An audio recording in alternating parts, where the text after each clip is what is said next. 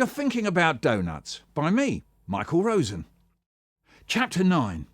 We must hurry, said the plastic skeleton. We haven't got much time. I'll have to get back in my glass case soon, and you must be starving hungry.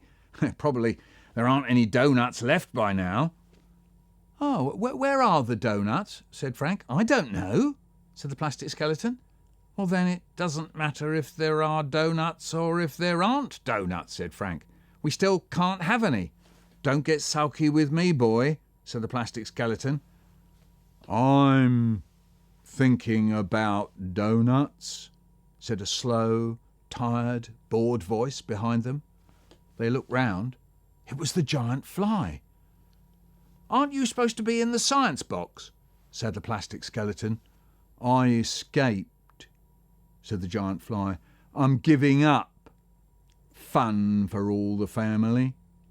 Well, what are you going to do now then? Said Frank. I'd like to run a sports shop.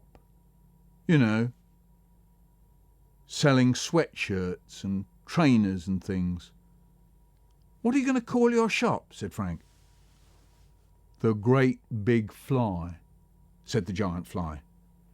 But that's got nothing to do with sweatshirts and trainers, said Frank. I mean, you're not going to sell great big flies there, are you? So, said the giant fly, at the Old Red Lion pub. They don't sell old red lions, do they? Look, said the plastic skeleton, we're in a hurry. We've got to find the real skeleton of the wild man of Ashton Forest. And my mum, said Frank. And my sports shop, said the giant fly. And my mum's with Mr. Bryman, said Frank, and he's in the glass house. So are we, said the giant fly. It was right. They'd arrived in the glass house. The glass house was a small hall with a glass roof in it. On one side stood a statue of a man with a military hat on, and underneath it said, General Faucet. Frank glanced at it. He remembered the name from the Stone Men, and it made him scared to think of it. He quickly looked away from the statue. On the other side was a white stone statue of a large, plump man. Underneath his feet was a plaque that said, Joseph Bryman. This museum was founded with the kind financial assistance of Joseph Bryman. To him we owe much thanks, Herbert and Sybil Longstone. What's financial assistance? Said Frank. Money, said the giant fly.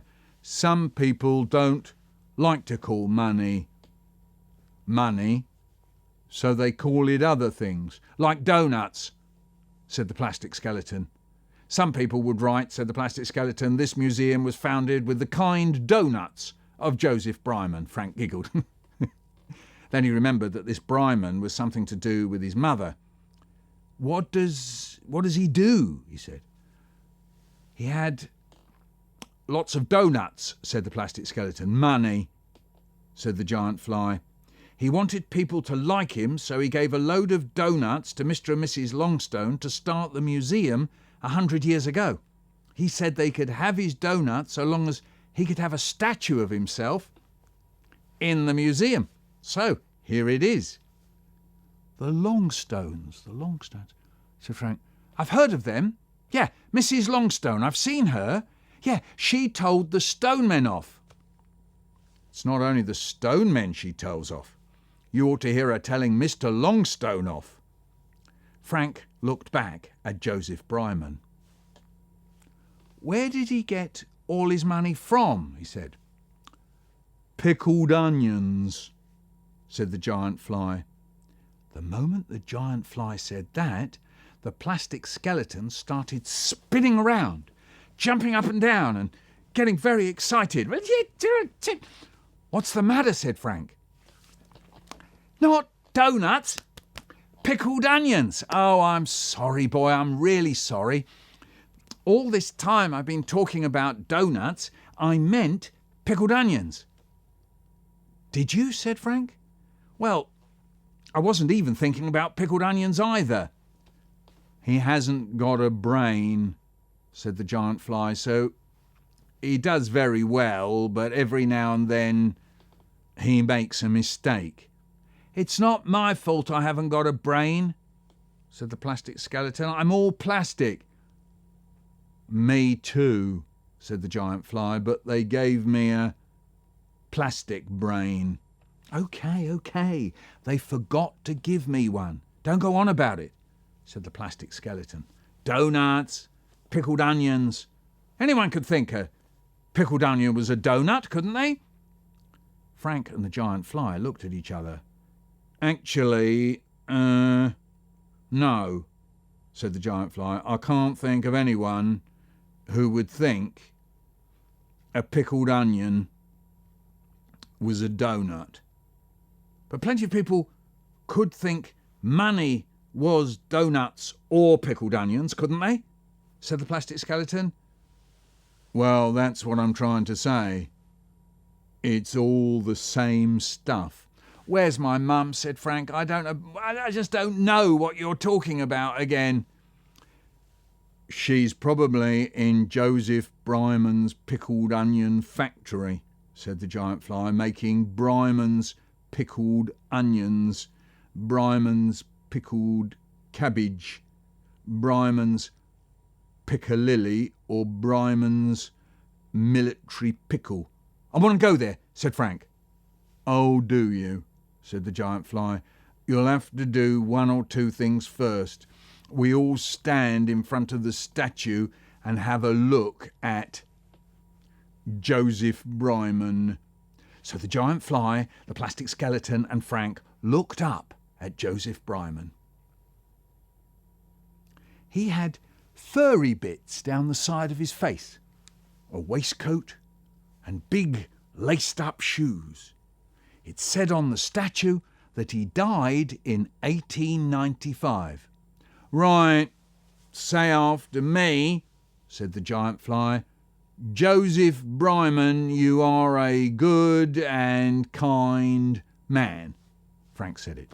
For many years you have been good and kind enough to give work to the people of this city. Frank said it. You have been good and kind enough to make pickles and good and kind enough to give money to this museum. The giant fly went on and on in his bored voice. The people of this city will remember you forever, and just in case we don't, we come and look at this lovely statue of you. Frank said all this too. Now watch, said the giant fly. He loves all that so much. He wakes up. And sure enough, the statue began to move. The eyes sparkled, and there was Joseph Bryman. Aha! Said the statue in a loud, deep voice. At last, someone who appreciates me, someone who admires me, sees me for who I am, a kind and good man. The giant fly interrupted. No, you're not. You're very horrible and very boring. Frank was shocked. But you just told me to say that he was good and kind. That was to wake him up, you fool. He can't do anything about it now. Frank looked up at him and thought he looked very big and very strong. Don't worry, said the plastic skeleton. He can't get off there. He's up there on show forever. That's the way he wanted it to be. Aha! Where was I? Said Bryman. It doesn't matter, said the giant fly. We don't want to listen. Where's the boy's mum? Said the plastic skeleton. I've given her work, said Mr. Bryman. Oh no. She's in the pickle factory, said the plastic skeleton. Well, how do we get there? Said Frank. He was worried. Maybe his mum was being made into pickles. I can't see it here, said Frank. Of course not, said the giant fly. No one who comes here is supposed to know about Bryman's pickles factory. Don't you dare show people round my factory, said Bryman. The giant fly stepped up to the statue and said, Great man, great statue. And Joseph Bryman turned back to being a statue. Why did you do that? Said Frank. I wanted to know where the factory is. They pulled it down years ago. It's disappeared and forgotten about. Well, if they pulled it down, how come my mum's in there? The factory's in his heart, said the giant fly. I want to see it, said Frank.